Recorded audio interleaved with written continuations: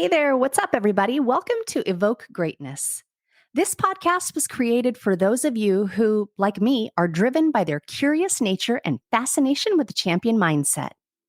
If you have an insatiable hunger for growth and knowledge, or maybe you're just curious on how some of the most successful people have navigated their journey, we share the ups and the downs, the highs and the lows, and all the lessons learned along the way.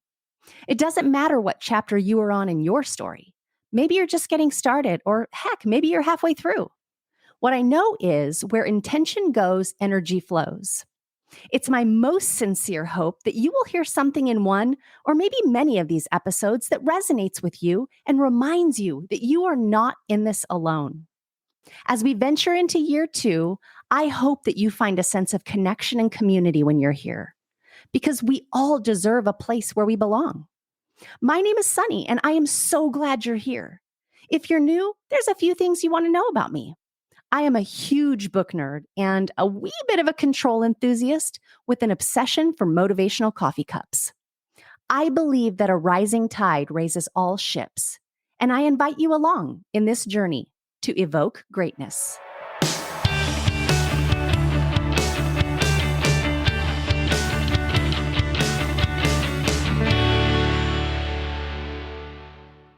Welcome back to part 2 with Ryan Iwamoto. In this episode, you are going to hear how to become a more effective leader through vulnerability and compassion. We're going to talk through the future of AI and home care and how you can prepare your business. Ryan even shares his top leadership book recommendations for personal and professional development, as well as strategies to stay focused and avoid that shiny object syndrome in business. And make sure to stay till the end because he goes through proven techniques to optimize sleep and boost productivity. All right, let's get back into it. As you think about implementing a leadership philosophy, that involves like a constant state of learning. And we've talked about that in a lot of the examples that you've already shared.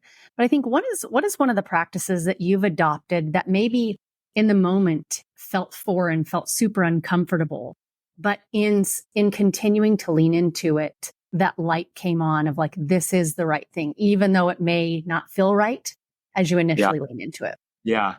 This also came out of COVID, and it was being vulnerable, having compassion.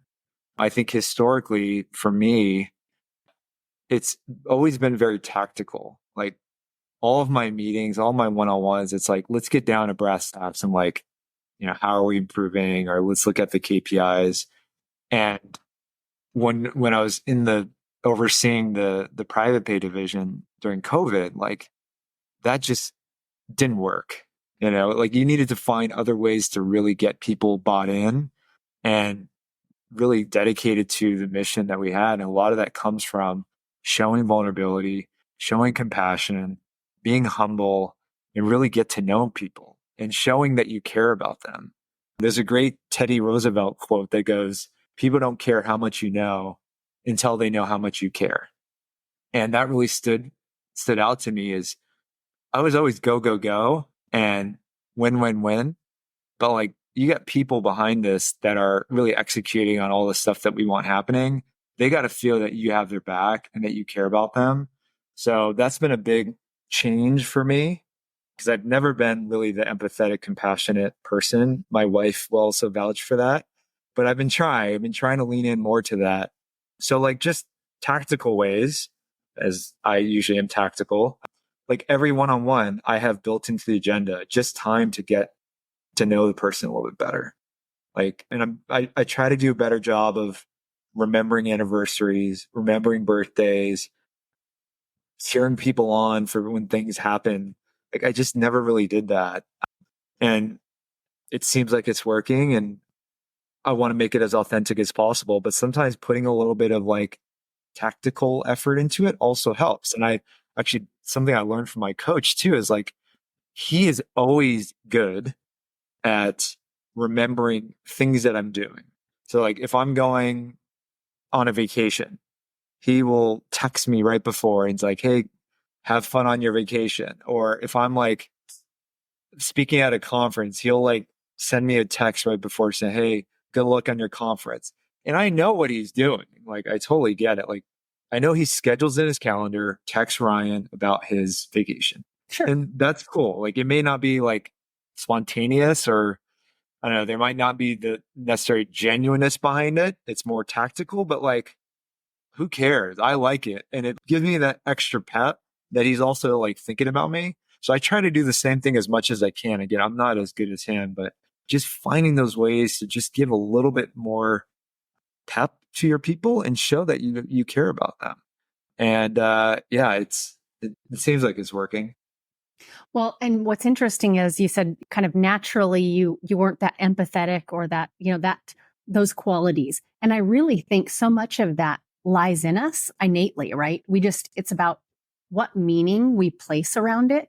And some people are like, I don't want to be that. Maybe that shows weakness. Maybe that shows this. Maybe that gives the impression of X, right? Fill in the blank.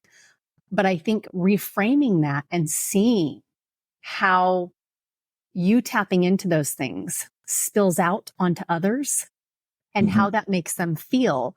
And then even as simple as the feeling that your coach gives you when he sends you those messages, strategically or tactically, you understand the concept behind it, but it Yeah. still sets something in you that's like, all right, let's do this. And I think I that's the appreciate it. I important piece. appreciate the gesture. Yes. And the fact that he's even doing it tactically, Yeah. right? Like still means a lot. So I try to like take some of that and apply it with just my own relationships as well. So again, progress over perfection, but definitely came a long way and it took a lot of learning lessons to get there.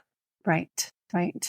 Well, thinking back on conversations, whether it be with coaches or maybe even loved ones, I think there's often something, whether it's a piece of advice, a conversation, even a book that tends to change something fundamentally on our perspective around life. Is there anything that comes to mind when you think about those words in whatever capacity they came in?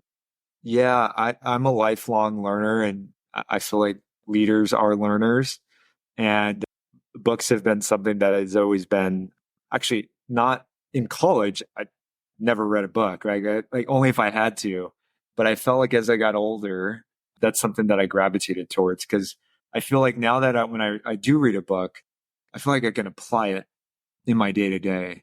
Whereas like in college, you read it, learn it, you take a test, like the application of it didn't feel, I don't know, it didn't really resonate with me too much. But now I feel like I can actually use it. So I think the OG book was How to Win Friends and Influence People. And I think that really opened my eyes about just the importance of relationships and putting some intention to building relationships and how crucial it is across the board, no matter what role you're in, no matter what industry you're in, relationships and working with people is so important.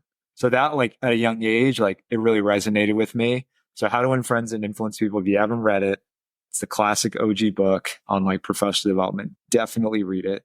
And I try to read it every couple of years just to make sure, because there's so many good nuggets in that book. I would say more recently, people do come to me for book recommendations. And in fact, I actually have it on my desk right now because I just recommended it.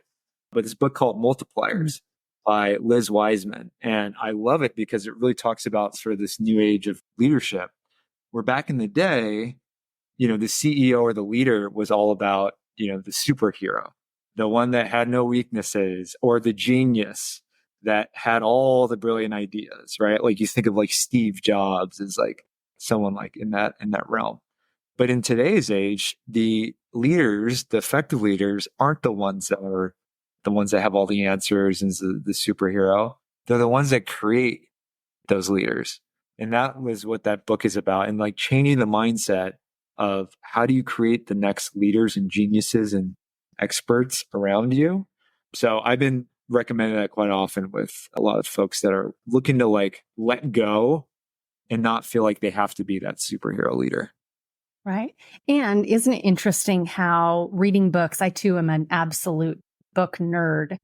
And what I find so fascinating is when there is a book with like that type of fundamental advice or guidance, Yep. how you can read it maybe, at year one of being a leader, then you can read it at year three. But every time you read it, you actually notice something different because you're really showing up in a different season of your life. That's right. And so that advice or that guidance resonates differently with you depending on the different seasons of your life. That's right. I would, one more book, if you don't mind. Yeah. Heart of Business by Hubert Joly. Ooh, I've not. So Hubert he was the CEO of Best Buy during kind of the Amazon takeover. And he was put in place to help turn them around. And he did. And Best Buy right now is, if you want to look at share price or culture, they're like one of the top. And they're still surviving to this day, where everyone basically wrote them off as like the next Circuit City. And the way Hubert did it was through people and purpose.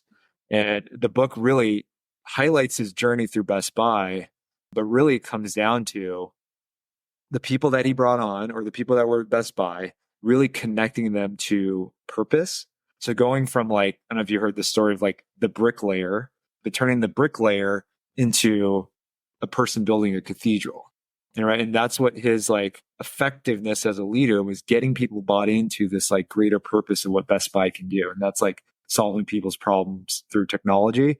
And now they're doing phenomenally well. And like, I have had the pleasure to meet him. And he was actually, I did a program with him at HBS. He actually teaches there now.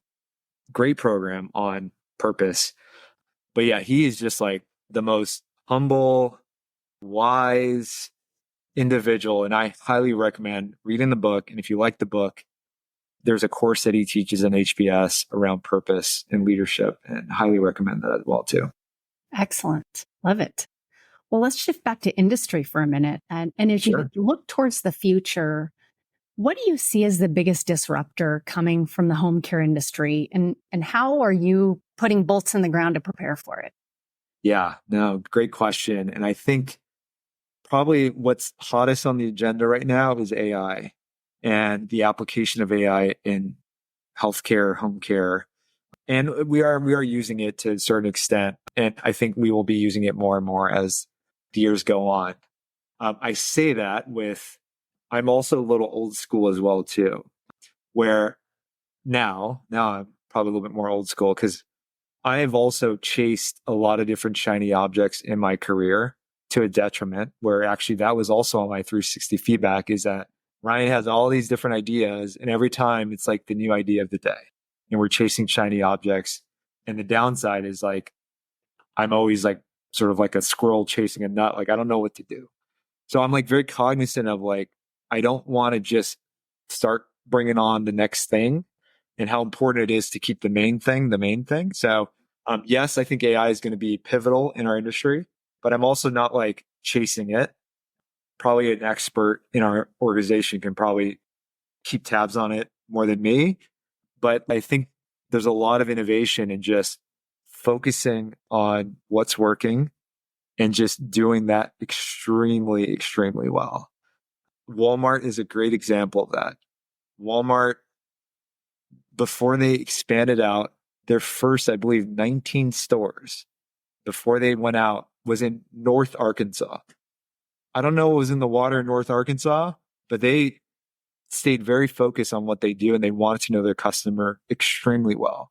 They built their moat around their business, and then they've expanded. And obviously, we know how that story went. Whereas you see, I don't know if you've ever heard of the store Ames.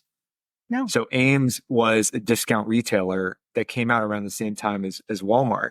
And once they started getting success, they went in heavy acquisition mode and expanded to all these different states. Ames is actually no longer exists. And you don't even know who Ames is. So I think it really shows the value of focus and focusing on what works and getting really, really good at that. So that has been my mindset is, yes, there's going to be some great things that are going to probably impact our business, but let's focus on really what we're good at, and like, let's get really, really good at it. And then we can start expanding out on things. I love that. So I don't mind riding the coattails on AI, right? There's going to be pioneers there, but I don't mind riding those coattails, and then hopefully we can do it better. But there's a quote, what is it? Like, pioneers get slaughtered, but settlers prosper. So right. I'll take being a settler in this realm here. Yeah, right. For the prosperity versus, Yeah. Like, I've got slaughtered many times on other new tech coming into our industry. Well, we've talked about kind of leadership. We've talked about mindset, a bit about the industry. I'm always super intrigued by what makes successful people successful. When you Yeah. think about just the brass tacks of like daily routines and habits. And so I'm curious in your life, like what are some of those things that are non-negotiables that you are unwilling to not do each day that feeds the success that you have and the focus that you have? Yeah. So I'll share an example, but before just sort of general high level thinking. I listened to podcasts, and the podcast was about this guy who interviewed and met with several billionaires and with one intent. Like, what is the things that you do, or what are the themes that have made you successful? And I think the one thing that has come out of that conversation was prioritizing what's most important, and putting all of your energy into that. Warren Buffett, I don't know if this is true or not, because I think that it got a little bit debunked, but the concept is good. It was like a story about his pilot who asked him for advice on how to be successful. And Warren Buffett had this like 5-25 rule. And the first step was write 25 things that are most important to you that you want to accomplish. Next, circle the 5 most important. Those 5 are the ones that you want to put all of your energy to. And the other 20, you may think that might be your next step once you accomplish, or if you have any free time, you can work on the next 20. But that 20 is the avoid at all costs, because those are going to be your distractions from the most important 5. And I think that's sort of been the takeaway is like, if you can prioritize what's most important, put all of your energy to that, you're going to probably be more successful or have more impact on what you want to accomplish. For me personally, a non-negotiable, this kind of goes a little bit off of this, but it's been sleep. So I've been terrible at sleeping. I am a certifiable mouth breather. And I think when I sleep at night with my open mouth, it like just does not do a good job for me sleeping. I wake up a lot at night. So I've been very intentional over the last maybe 2-3 years. And like, how do I just create the best sleep? So it's a little ridiculous, but I have like this like 10-step process that I do every single night before I go to bed. I won't go through all the 10, but if you're curious, feel free to reach out to me and I'm more than happy to share it. I think the first thing is, if you want to like make movement on something, you got to measure it. So I got an Aura ring, and the Aura ring is something that can track your sleep habits and track your deep sleep, REM, how much you wake up. So if you want to manage it, you got to measure it, and you got to get something, whether it's Aura ring, the watch, the Whoop bracelet. So that's the first thing. And yeah, right off the bat, it was like, oh man, I'm getting like no sleep at all. Even though like I might be in bed for 9-10 hours, like my sleep was only like 6 hours that I'm actually sleeping. The other thing that worked out really well, I got recommended from a colleague of mine, is Beam, which is this like nighttime cocktail that you can buy online. And it has like a sort of a concoction of melatonin, uh, reishi mushrooms, CBD, tastes great. And it like kind of like soothes you down to sleep. It doesn't like hit you like NyQuil, but like kind of like soothes you through it. I think that has been probably one of the biggest game changers for me, at least looking at the data of me getting better sleep. And then the other one is, since I'm a mouth breather, I've been taping my mouth shut and using a nose strip so I can breathe through my nose. And that has been really, really effective, because I no longer wake up to like a dry throat and have to like drink water, and that will probably keep me up as well. So that has been really, really effective. I look ridiculous going to sleep, but it has been really good. And even though I have actually had less total sleep hours, my REM and deep sleep has gone up significantly. So now I average usually about 2.5 to 3 hours of REM sleep, and I might only be getting like 6 to 7 hours of total sleep versus 9 hours and like maybe only getting like 1 to 2 hours of REM and deep sleep. So it's been good. Yeah. So way more quality over quantity when it comes to that. Though. 100%. Yeah. And like just testing things to see if it works or not. And then if it works, continue on. And yeah, this has been like a 3-year journey on like just trying different things. And there was like 7 more things that I do too, but I probably don't have time for all that. That could be a whole nother podcast. Right. Yeah. Yeah, we've.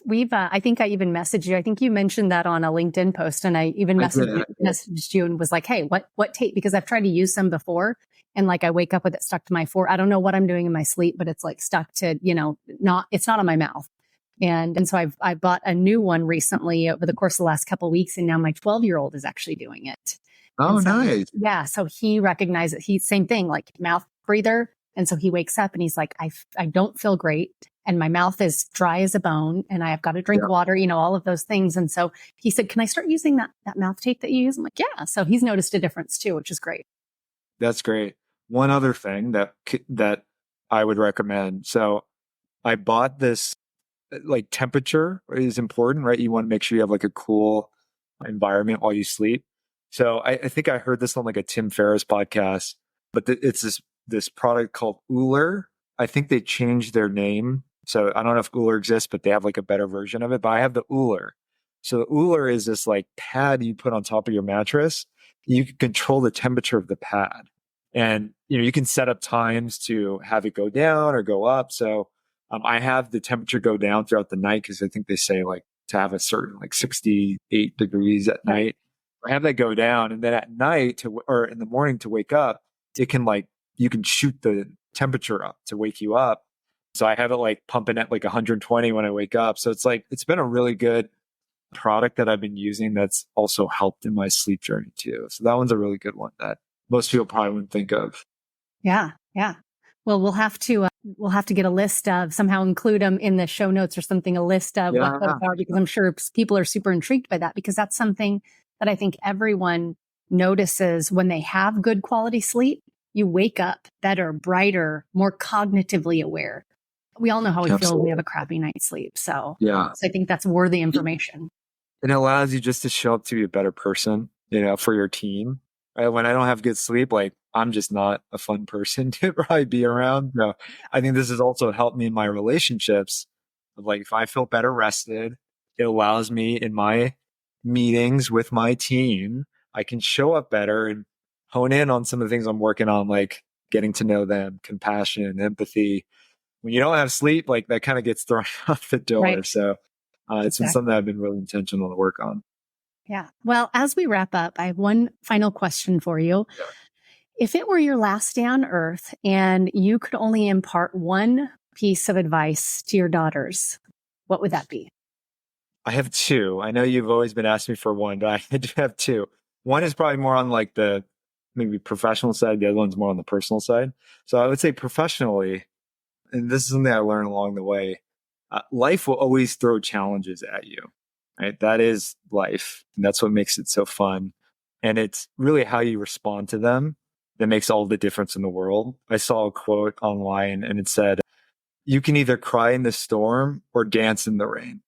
And I love that because it's all about perspective, right? Like some people can see rain being a very bad thing, but others can see it as a joyful thing. It's really how you perceive things that makes all the difference in the world. So that's one of the things on more professional side of things. I would say on the personal side of things, I have two daughters. So it really scares the crap out of me when they get older and when they start to date. And being a guy that has dated before, I understand and I want to make sure that they have all the knowledge that they have to make sure that they can find somebody that they love. So in dating, my advice to them, being a guy, I would say ignore everything that they say or text or DM you and pay attention on what they do. Right? The Mm, actions will always speak louder than the words because I've been there. I've said a lot of things that probably didn't right. really mean, but it's all really about the actions that really matter, especially in the dating world. So that would be my advice to my two girls. Excellent. As wrapping up, I want to make sure that everyone knows where they can find you, where they can check out your content. You post fantastic things on LinkedIn. And so we'll include them in the show notes, but where can they find you? Yeah. So I think LinkedIn is great. I try to post things that are on my mind pretty much daily. That's usually around all the things that we talked about: leadership, culture, home care. So that's probably the best. And then if you want to email me, I'm sure it'll be somewhere in the post, but it's Ryan at 24hrcares.com. If you have any questions throughout this podcast, feel free to reach out. I'm more than happy to respond.